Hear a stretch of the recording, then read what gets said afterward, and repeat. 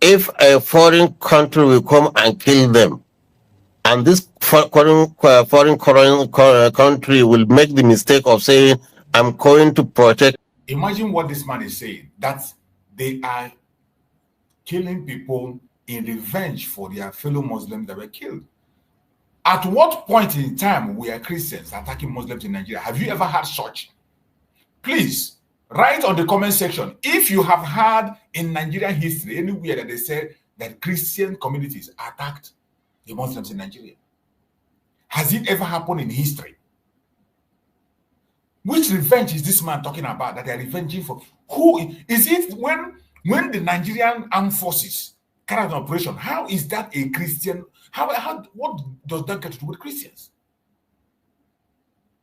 You see, it is so difficult that I don't know why when the world listens to this man speak on the national TV, when the people hear this kind of a man speak, work freely with security in Nigeria, and you still think Nigeria is viable.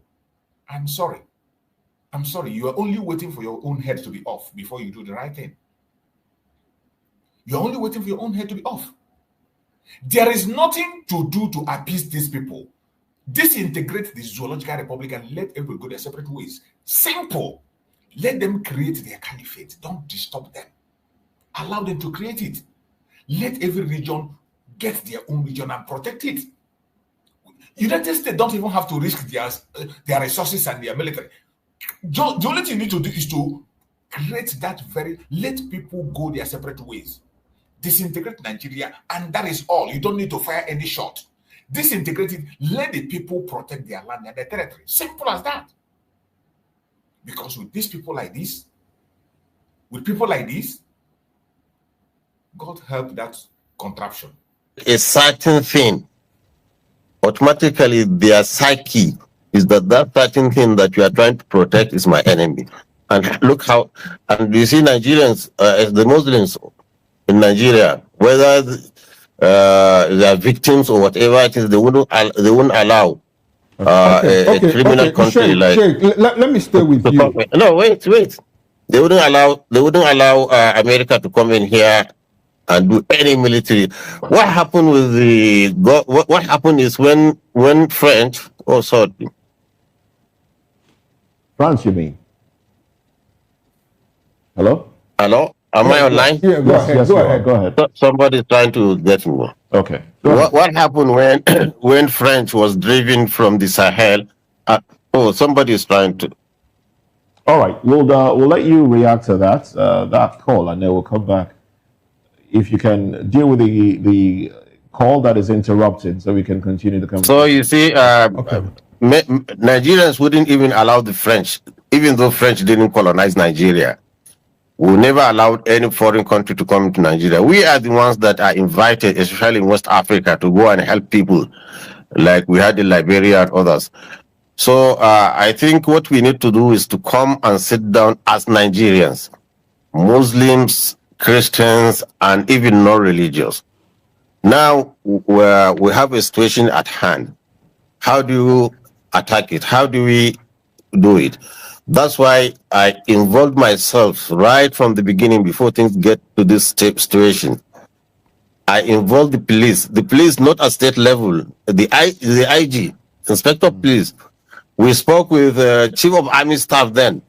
We spoke with all the security apparatus. Look, we have a window where we can divert these people, them from this evil. But nobody is listening. But now the thing is getting out of hand. If I understand you clearly, you're trying to say that you led them, they dropped their arms, Nigerian government did not play its own part, and so they picked up their arms again and continued fighting. If I understand you clearly. Is that yes. Yes. Okay. I'll come back to you. I have a question for you, but let me quickly bring in your friend who's in the studio here, Barrister Darlington, into the conversation. You guys went head-to-head the last time. Barrister, good morning to you once again. You heard Reverend Ezekiel Dajamo, and of course, you've read the reports already. What are your thoughts? It's unfortunate that instead of things getting better, some people are somewhere fueling it. That means they are unrepentant. They are? It is said that when you tell me your friends, I will tell you whom you are. Yes. Seriously. Moses, you people were here when we had the discussion last time. And my take, or what I took away that day was, the Sheikh said that we should be praying for northern leaders. That, yes, they are the problem. He even called Buhari idiot. I don't know what that means. He said it that day. And I was thinking that with the prayer I went into, according to him, that we should be praying for them so that things will get better. And I went into that prayer thinking that, but all my prayer now is null and void, is in vain, because the northern leaders are not allowing the prayer to go into them. They are still, digging into the trenches by supporting these people. There is no reason why anybody should even have one kind word for these bandits. No human being. If you understand Sheikh clearly, he said, look, government reneged on its own promise, and so promise? that has motivated What to promise? What are you reneging? Please, somebody answer me. How can you make a deal with the devil? He told us that he doesn't know these people where they come from, that they are not Muslims. So why are you supporting them? Mm-hmm. You were here when Kawu Baraje came inside. In fact, on camera, he told us how they invited these people from all over Africa. He said it himself, northern leader, that they invited them into Nigeria, terrorists. And he told them to come, that the jihad has started in Nigeria. He said it. Moses, where is Leah Sharibu today? That girl is a metaphor for what we are talking about. That girl that we are held against her religious wish. Is that not enough for these people to be sober and say, no, we are overdoing this, you know? Where is Deborah Samuel in Sokoto that was burnt? Moses, are we going to call one or two? So, for anybody to sit down here and be telling us that you made the deal with who? Where are they coming from? Was it like that before 2015? Moses, he asked me a question here and I want to answer him. He said, who gave these people guns? In 2016, under Buhari, he included 140 million naira in our national budget. And when we asked why, this is a private business, so why are you including it to fund the Fulani herdsmen's activity? He said, it's to build ranches so that the farmer header class will stop. We agreed. Moses, we agreed though, 940, 1 naira had value. Up to today, until Buhari finished his time and left, did you see where he put one ranch? One like this, one ranch. Rather, at the end of that year, we saw guns. Fulani herdsmen started carrying guns all over the place. And the killing started. Why is he not talking about it now? No, please. These are issues. Look, you see Benue, Plateau, and that Leah Sharif, they are a metaphor for what we are talking about, Christian genocide. Let him show me one Fulani man that is IDP camp in there. Let him bring one person that is the IDP camp in Benue and the Plateau. Let him show me just one person, one. All right, let's go back to Sheikh now. Sheikh, now, my question, would you support the government passing a law that every Nigerian should be armed and defend themselves against whoever is attacking them? Would you support that? Okay, just imagine this gentleman that has finished shouting, you are giving him a gun, and he sees me passing. There is that likelihood that he will pull the trigger. No, because the issue he was an enemy. No, because he was saying there is no way you talk to a devil. When he is ready to even bring a devil to his house, somebody who has massacred more than 500,000 people into Nigeria, and these people, they are Muslims. We don't say they are killing Muslims, we say they are killing Gazans. How can you bring them into Nigeria? That is what we are talking about. Number one, the Fulanis, you see, you don't know their psychology. They don't cry over their dead bodies. That's why. If this reaction you see, this violent reaction is all over saying that we are going to take revenge on what happened to us. So if we want to live in peace with these people, let's not kill them. Let's do to them what we have done. Let's do to them what we have done to other Nigerians. There was a time, very unfortunately, they kidnapped some very small young children from. Sorry to interrupt. Let me finish. No, please, allow me to interrupt you, please. You said, let's do to them what we've done to other Nigerians. Which Nigerians? Are you talking about Niger Delta, the militants there? They were not killing people. They were blowing up pipelines. Is it the same thing? They were not killing people. They were not burning down houses. They were not displacing communities in the Niger. Wait. Delta. If there are pipelines, in this area where these bandits are, they will blow them up without. So rather than blow up pipelines, they decide to kill people. No, you see, when you are fighting an existential war and you have nowhere to raise money, so they use kidnap. They took it from Boko Haram. They took this idea from Boko Haram. Look, we are discussing a way out. Don't bring sentiment into this issue. At the panel, what you do is let's look at how we can go out into this problem. But bringing sentiments into the issue would never solve it. Nobody's bringing sentiments into One, Nigerians, the red lines and Nigerian sovereignty must be respected. But Does Nigeria needs help? Yes, Nigeria needs help. Secondly, is there any... You see why Nigeria must be ended? These people, the only reason they have the power to continue to take innocent life is because people are bearing that name Nigeria. Anybody that tells you that Nigeria must stand is a terrorist. Obama is a leading terrorist. Obama is a leading terrorist in the world today. Because Obama came out and said that the United States will make everything possible to make sure that Nigeria continue to remain together. When you hear this man in his own word, he is saying it that the only reason they are doing what they're doing is they don't want to hear that Nigeria want to separate. Because Nigeria is an entity that was handed to them by the British.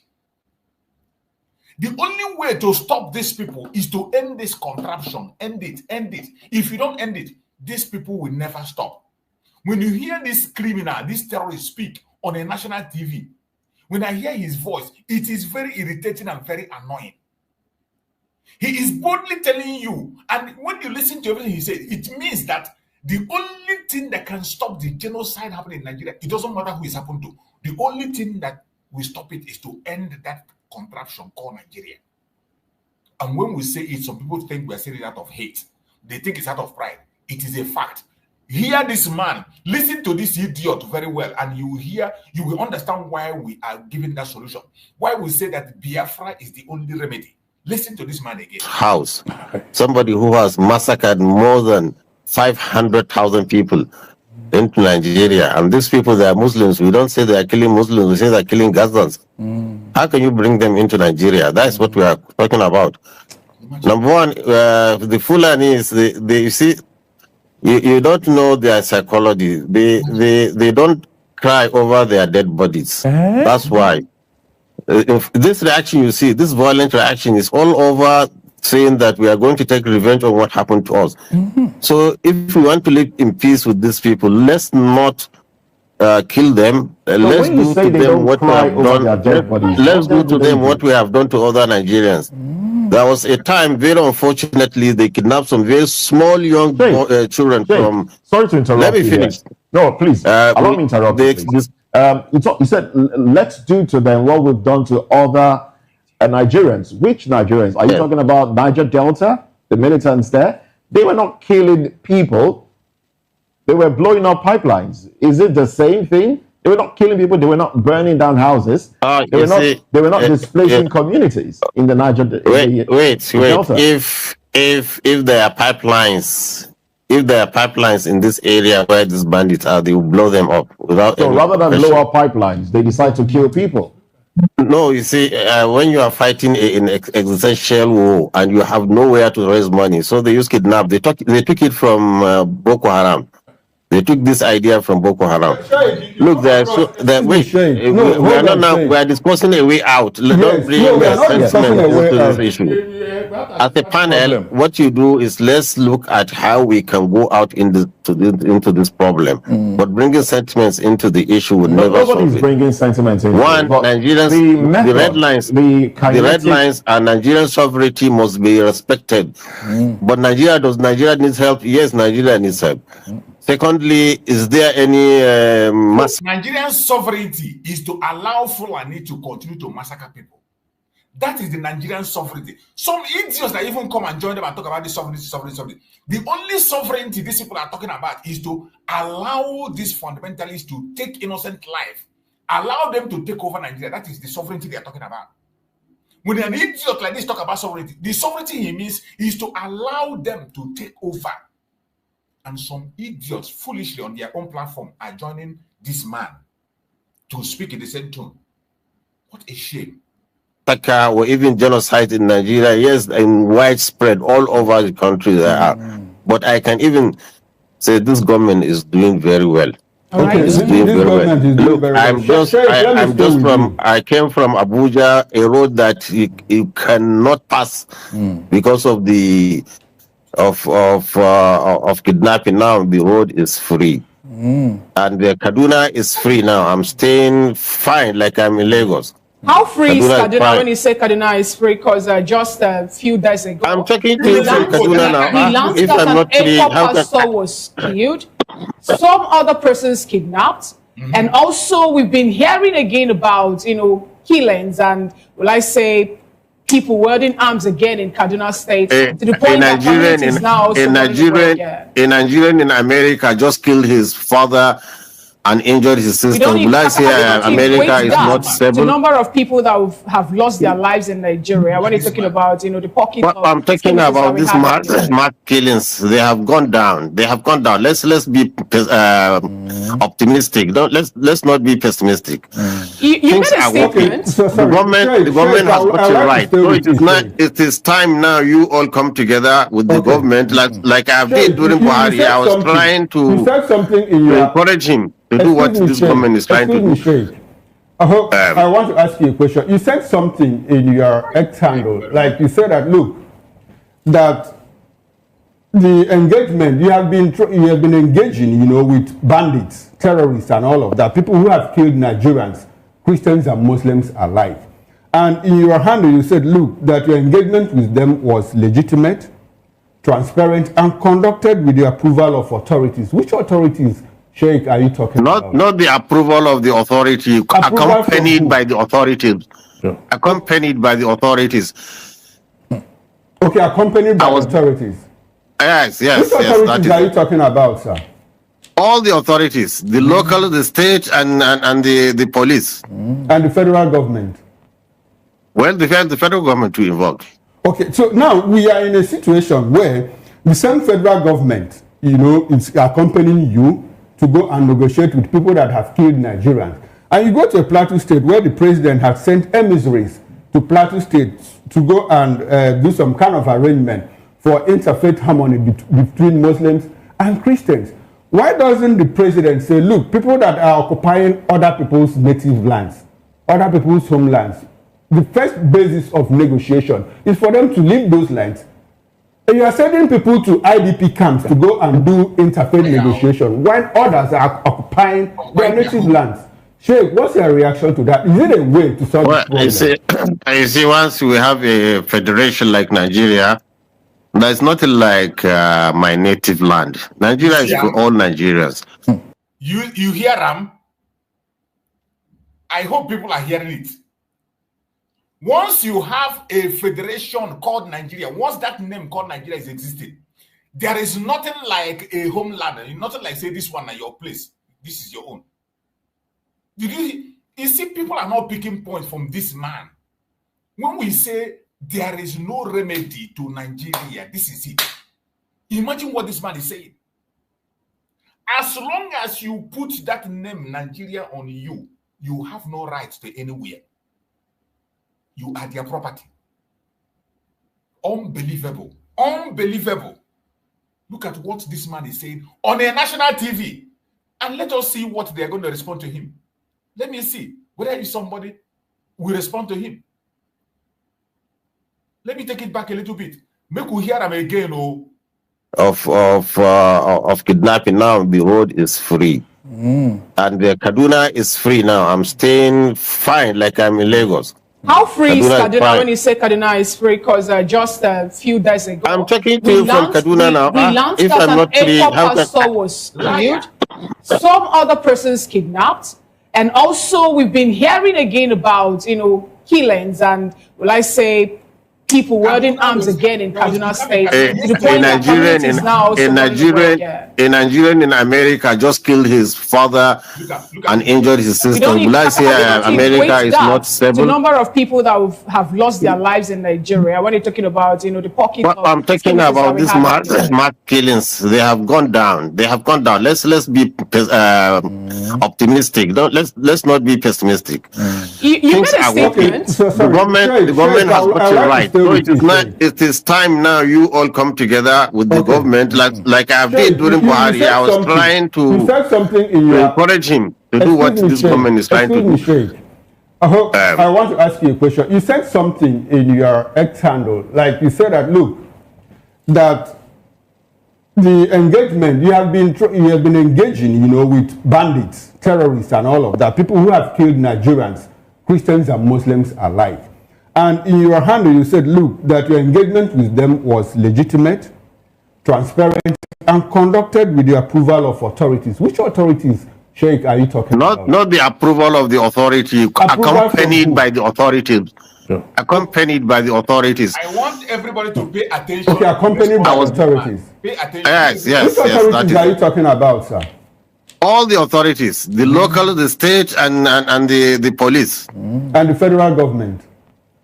Well, the federal government to involved. Okay, so now we are in a situation where the same federal government, is accompanying you to go and negotiate with people that have killed Nigerians. And you go to a Plateau state where the president has sent emissaries to Plateau State to go and do some kind of arrangement for interfaith harmony between Muslims and Christians. Why doesn't the president say, look, people that are occupying other people's native lands, other people's homelands, the first basis of negotiation is for them to leave those lands. And you are sending people to IDP camps to go and do interfaith negotiation when others are occupying their native lands. Sheikh, what's your reaction to that? Is it a way to solve the problem? I see once we have a federation like Nigeria, there's nothing like my native land. Nigeria is for all. There is nothing like my native land as long as you have a federation like Nigeria. There is nothing like Yoruba Republic. There is nothing like Biafra land. There is nothing like Middle Belt as long as you have the contraption called Nigeria. Sheikh Gumi, the leader of the caliphate, is saying it before the whole world. He's not missing word.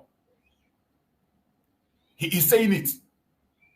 As long as you have Nigeria, there is nothing like native land. Everywhere belongs to them.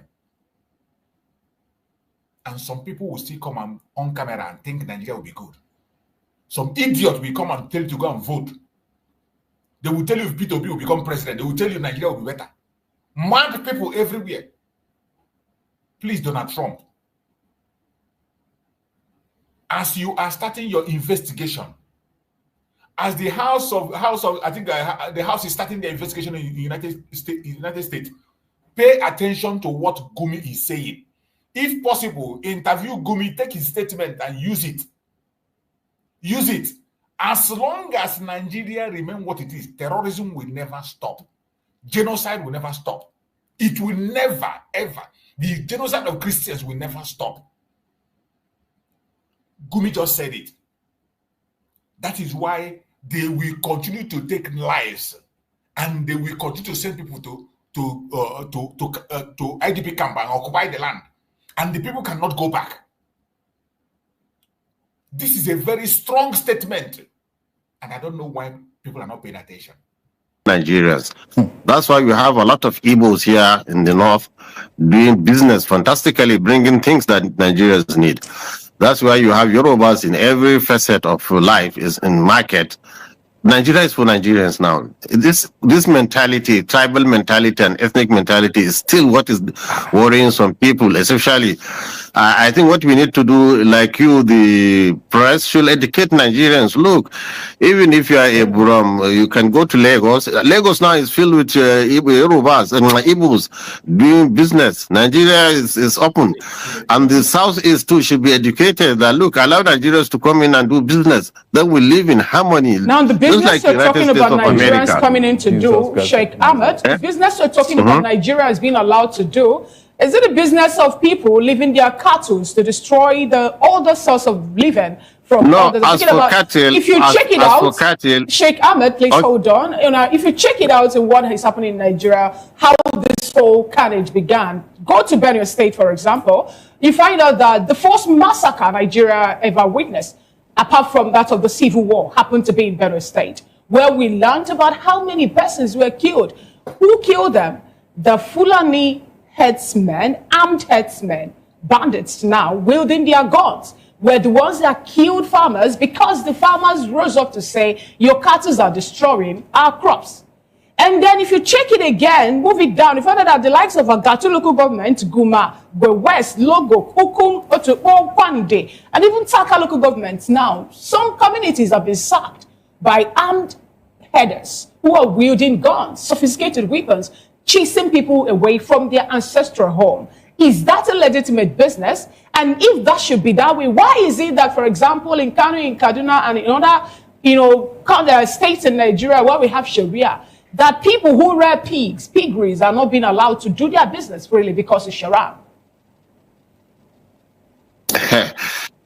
Okay, you see, you cannot table Nigeria's problem all on my table and say you want me to solve them. What I want to tell you is the clash between herders and farmers is something, even when the colonist white was there, they've tried to separate the area, have a grazing area and have residential and farming areas. But unfortunately, when government come and give land to governors, they started encroaching on these grazing areas and reserves, making cows difficult, to have space, except if there is a clashes between those who will farm their land. Okay. So what I think the federal government needs to come is really to come and demarcate these areas. And also, when the issue of ranch, I had my gentleman saying that there was a ranch. Nobody agreed. The southern states categorically refused ranching by the federal government. Now the question I ask is still this. Who gave people who are doing piggery the right or the lands for them to run their business in the core north? For example, in Kano State and in other northern states. These are also Nigerians who are businessmen, who also have a way to rake in money for themselves. Who gave them lands? Are they being allowed to do the business and all that? Since Nigeria is a federation, and we have to open up for everyone to benefit. Like what business are you talking about? I'm talking about people who want to do business in, for example, people who are rearing pigs, people who are doing farmlands or who are cultivating, tilling the lands, people who are doing other busises, and even those who are selling beverages and drinks. So who give them and are not giving chance in the northern states? I don't think you have to cross-check your figures and see. All right, in the north here, thank you very much. We're staying peacefully with all Christians here in the north. They are doing their businesses. The only places of clashes is where people have taken ethnicity over nationalism. Okay, that is in some areas of the middle belt. I would like for you to stay with us for a few more minutes. The barrister here in the studio needs to make a reaction and get into other things. We will come back to you in a moment. Okay, thank you very much. You want to make a reaction to this before you In fact, the best time to react over an issue is the first time. Mr. Okoro, Moses and Fina, whenever you see infamy, don't give it a chance. Don't even allow it. Because if you allow it, it will grow and have a life of its own. That is the meaning of what I'm hearing here this morning. In 1804 Nigeria, Ottoman should have been stopped. We were living peaceful with the Hausa Muslims, no problem, until these people came from nowhere. From nowhere. And Ottoman Danfodio admitted them and said, these are brothers. Mostly they entered into Nigeria. What happened? All the Hausa princes were wiped out, and they established Emirate Council. Today, as I talk to you now, no single Hausa Muslim is an emir. All of them are Fulanis. It has become a right. It has become their modus operandi. Look at how they are spreading. They don't even want us to remember or talk about these things. Why is it that every time there is infraction on the north, it's from these same people? Why? Nobody have come to ask questions. Do you need the whole Nigeria to rear your cattle? Please. Niger State have told you. Niger State is the size of the entire Southwest. They have told these people, come, we have enough land for you. We'll give you everything, build it, make everything come. They say no, they don't want. Kano said to call them, come, so that we can give you land if you want to rear your cattle. They say no. What does that tell you? It means that there is something they are looking for. But they will never come out and tell you. They'll be dodging and hiding under cattle or whatever. Why is it that this infraction is always coming from them every time? Go and check. But it's just that because this thing happened, we overlook it. We don't check. We don't cross-check. You people are still overlooking it. We overlook it, and now look at where we are now. Look at how they are blaming everybody for what they are caused. Look at how they are blaming everybody. They are not even remorse. Moses, they are not even remorse. They are not telling us that they are killing Christians and Muslims. Must anybody die? Okay, who are the people that are? Is it Christian militia? Look, they will force the Christians to form their own militia with the way they are talking to defend them. I'm not joking. They will form their own Christian militia to defend them and let nobody blame the Christians because it's getting to that point. I don't think that's. Are you serious? Oh, these are people that they invited in court. He's defending them now. Say that they are boys. Anybody that attack them, they will not vote for him. He said it. He said it in this country. All right. Something you cannot say in Saudi Arabia. In Saudi Arabia, when you make they declared persona non grata in Saudi Arabia. What was the reason? Moses, what was the reason? Let him tell us. But you can come here and tell provocative statements, and nobody challenges you, nobody talks. Everybody just keep quiet because it's their right to say, so, Abi. One of them, Mr. Moses, that the Tinubu's wife should be killed because she's an infidel. She's a Christian. Very provocative statement, and you are talking of nationalism. Is that how to preach nationalism? One is always you that is causing infraction. You talk and behave as if nobody is in Nigeria. Thank you very much. No, let us start from somewhere. I told him, let them meet us halfway. Nigeria will be paradise, but they refuse to listen. They refuse to listen. They don't want any other person to talk or say anything. They are the ones that they should be heard. Is that how to build a country? What is nationalistic about this thing they are doing? Mia Sharibu, a young girl, her destiny cut off. All right, Barrister Darlington, thank you very much. Cut off because of religion. Contribution there. We have to let you go because I do understand that you have something to do in our sister station.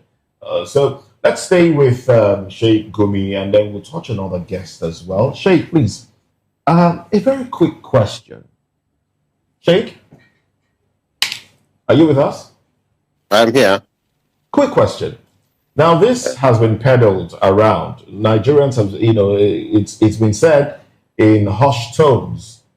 But let me ask you, are you for the Islamization of Nigeria? Do you support the activities of these individuals? Is it about totally Islamizing Nigeria? Islamic jurist here among you in this panel. Our discussion is not about religion now. Before I answered you, I heard my gentleman talking about myself and Saudi Arabia. He's talking about Fulanophobia, I will call it now. Trying to put the whole blame on Fulani. Fulani suffered more than anybody, even in Nigeria, in this case. Because when they catch a Fulani man, in fact, they are merciless with him. They said, you are the one conniving with other Nigerians to infringe on our rights. Anyway, this, by the way, Saudi Arabia is a country which is completely different in terms of Nigeria. Nigeria, here we have freedom of speech, we have freedom of religion, we have all the things that require so Saudi Arabia is different. A Saudi scholar like me there has no chance to speak. So myself, I don't have that psychology. I don't think nobody. Don't you think even if I'm in America, I don't think Trump can silence my. He can only deny me a visa or tell me to come back to my country. You see, I have that freedom of mind and ability to speak my mind, irrespective of whether people understand or not, because I feel relieved when I say what I think is right. So Saudi Arabia is a completely different issue. You shouldn't bring it here. All right, we pray for Saudi to be open to criticism and like any other nation. All right, talking about praying for Saudi to be open, to criticism and all that. Some Nigerians, or rather a particular lawyer who happens to be a human rights activist, Malcolm Omohobro, have come up to, more like made a statement that you should be called in for maybe questioning and all that. How does that make you feel? Because some people are also seeing the part you're playing in Nigeria, mediating between the government and also between the authority and the bandits as a way of emboldening them. And looking at some of the statements you've made, how we should grant them amnesty, and then also how we should find a way to bring in a non-kinetic measure while dealing with people who have killed Nigerians or displaced them in one way or another. How does this make you feel? Ignorance can produce anything. When humans don't know anything, they try to conjure. So I forgive Nigerians for saying that. They don't know. They never thought that I was doing that. Look, as a medical doctor, as a former military officer, I should be wise enough to know what I should do and what I should say that will be within the boundaries of law. I never break a law, so I'm at peace with even those people calling for my this, and I would just think they don't know. I treat them as people who don't know. All right then. Well, let's go to Benin Station where we have Dr. Bright and Neva Kuko. Dr. Bright, I do understand that you've been following the conversation. Let's have your contribution, your thoughts, really. Talking about the trouble that Nigeria is having, insecurity. What do you think is the way forward? How can we resolve these issues? The president has said, look, make peace. But then who do you make peace with? Those who want to continue to kill, or those who have displaced you? And still, like my colleague said, let's make I leave these people, because these people, the actual part we want to talk, we'll get in later on. We can be able to deal with this if we continue to listen to these people. That is, their discussion is so annoying and so disturbing. But it's a wake-up call. Why we play all these videos is for people to know when we come online and we say Nigeria is irredeemable. It is not a propaganda. It is a fact. And you can know that Nigeria is irredeemable by paying attention to what happens in their media. Just pay attention. These people are not hiding their feeling. They tell you what they want and what they're going to do, and they go ahead and do it. They go ahead and do it. So that is why we play those videos, to let the world know. No amount of, there's nothing you can do to appease these people. There is nothing you can do to appease them. You just had Sheikh Gumi telling you, as long as Nigeria remains Nigeria, you have no place that you can call your own and say it's your home. Every place is your home. You can dwell anywhere, you can claim anywhere. And you see how sensitive that information is, that he brought it in. He gave that answer when he was told about returning people in IDP camp to their homeland. He didn't just say it ordinarily. He was being challenged that why wouldn't the government go ahead, take people back to their homeland before talking about negotiation? And look at the response. He said, this idea of saying that people own a place, as long as Nigeria is, you don't own anywhere. Hey. That means anywhere you conquer, you take it over, it becomes yours. This man said this in the national TV, and people are watching and listening. And as the United States is going into their investigations on Nigeria, they should pay attention to in news like this, informations like this. Pay attention and hear where this is a mouthpiece of this Janjaweed. The mouthpiece of the North is the thing speaking here. And it is very important you pay attention to him. I welcome my beloved brothers that have joined me. I can see my brother Coach Uxia there. I see Greg there, and I see my brother Christian there. We have taken it so long, and I think I will allow everybody to give in their contribution and before we go forward and see if we can play it again or not. Coach Ux, you were there all this while and you'll be hearing someone you popped in, and go on, Coach Ux, give us your submission as we proceed. Good morning, Magistrate. You're Good welcome, my morning, brother. Marvin Christian. Good morning from my side. And good morning, all Biafrans all over the world. Well, Oh, my one brother. thing is getting, the whole thing is getting clearer every day by day. That's what I always say. And this is the time the whole Biafrans and the whole indigenous people of Nigeria, this is the time for them to know that this We cannot Nigeria hear that you, we're talking Coach. about. Increase your volume a little bit. We can't hear you. Okay, am I coming out? Okay, go ahead. Yes, as I was saying before, this is the time for them to know that this Nigeria that we're talking about is out of repair. Mhm. Because, as we always to say, Allah and Amba or Bluminan, these Fulani jihadis, they have seen that they do not have any place to call home. And as long Nigeria remains one, as Shegumi has said in national TV, that as long Nigeria remains one, you not have a place to call home. Mhm.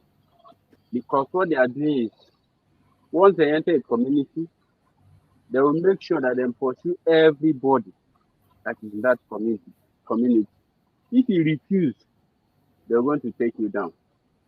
And that is what our leader have seen.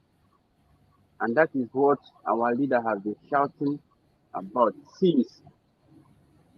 And the Southeast governors, the Southeast politicians, and our brothers and sisters, and at the same time, indigenous people of Nigeria, because I always used to say that it's as long as indigenous people of Nigeria know that this Nigeria they are talking about, that nobody is after to die for Nigeria. Nobody is ready to die for Nigeria. Everybody is talking about his community. And this is the time for this United States of America governors, United States of America government to know the only solution of what is happening in Nigeria today is for them to divide Nigeria so that everybody will go in separate ways. Because the Sheikh, which is the founding father of the terrorists they are talking about, I've said it openly in national TV. And everything that he's saying today, he did not say it, he didn't romance itself. He said it openly. Because some people that are still there talking about one Nigeria, one Nigeria is not working.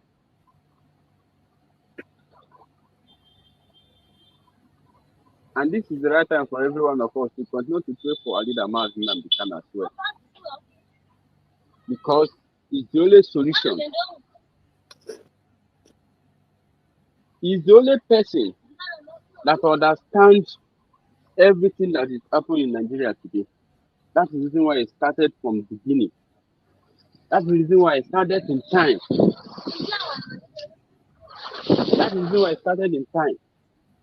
Continue shouting. Amma Simon Ekpa take it over from here. And 20th as well.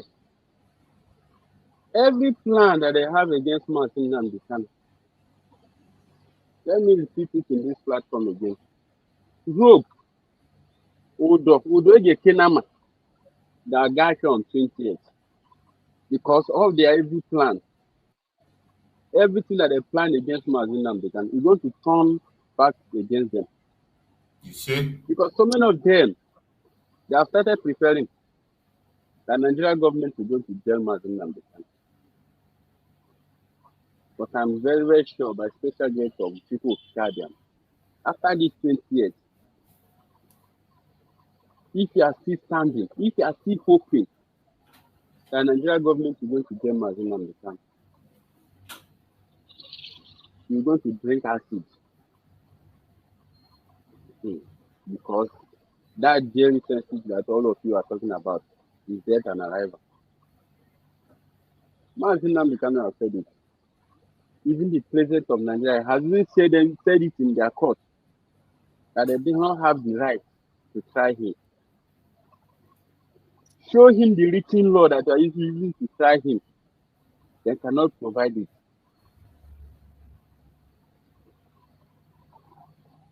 But very soon, all of them will take away.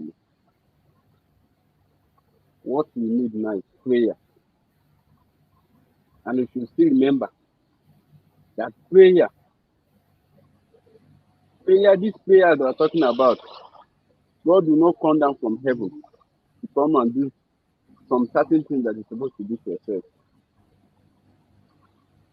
You pray as well, and you're going to do the needful. Because doing the needful, that is what we need in this point of time. So that end, the God we are praying for is going to take all the glory. Thank you, Master. Let me stop here for you. Thank you so much. I appreciate it for your contribution. Thank you. Bro Greg, take the mic. My brother Greg, unmute yourself, bro Greg. You are there, unmute yourself and speak to us if you're there. Yeah, Maz, good morning. Good morning, my brother. Welcome. Good morning, all our brothers in the house, Maz, Chris, and the coaches, and the people on the comment section, the listeners. We thank God for today again, 18th of November 2025. Glory, honor, and adoration to the Most High for our lives. Sure. As we continue looking up for His help, continue asking for His mercy and His intervention for Mazi Simon Ek and our leader Mazi Nnamdi Kanu, that He who is able in our situation to come and take preeminence, especially in the case of Mazi Nnamdi Kanu, where he is in the hand of the evil, because Nigeria is more than Nebuchadnezzar in olden times in the Bible. This is the most wicked and evil nation I have ever in my life seen. People without conscience. That is the people that our leader, Mazi Nnamdi Kanu, is in their hands. And by the grace of God, he continues to live and to continue to survive. And we pray the hand of God upon his life and let God come and intervene. He knows how he can handle all the matters, because there is nothing that is unaware before him. He knows every situation and he knows how to handle it, and he uses it to prepare whatever he wants to use it to do. And let him use the case of Mazi Nnamdi Kanu and the case of Mazi Simon Ekpa, the PM, to do what he will use them to do for the Biafra and for the common people all over the world, because Biafra is all over the world suffering because of the injustice and the evil in Nigeria. So we continue to pray that God will not keep silent. He will hear us as we pray every day. We thank him for hearing us. May his name be praised. Amen. Yes, Mazi.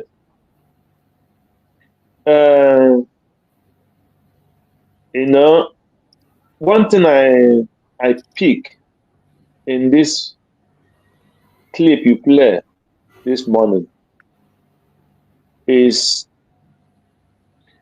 Nigerian people's brain. Nigerian people's brain is like, and will I say is not working very well, or will I say they are not serious? I cannot pick exactly what I can use to qualify the way Nigerians reason. In this very clip, if you watch they asked this man, you said that these Fulanis are foreigners. And he jumped that question, he did not answer that question. He did not say if they are foreigners until they come in another way. Then he tell you that that Nigerian federal system makes everybody owner of the land. Nobody, there is nothing like native land. So, what is he trying to tell you? He opened border, he invited these criminals from all over Africa into Nigeria and asked them to come and fight for the land, to continue. You know, when people don't understand, when they say that they want to start from where Usman Fodio stopped,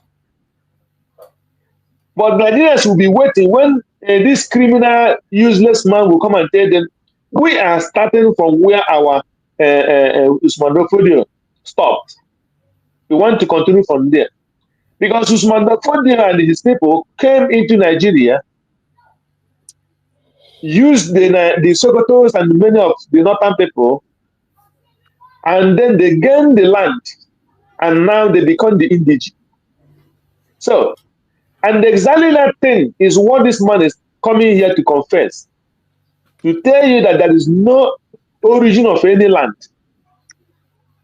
So, those people that are being thrown away from their ancestral homes, from their ancestral lands, and they are living in the IDP camp, and the other people that they open border and bring in are occupying their space, and the owners of those lands live in the IDP camp.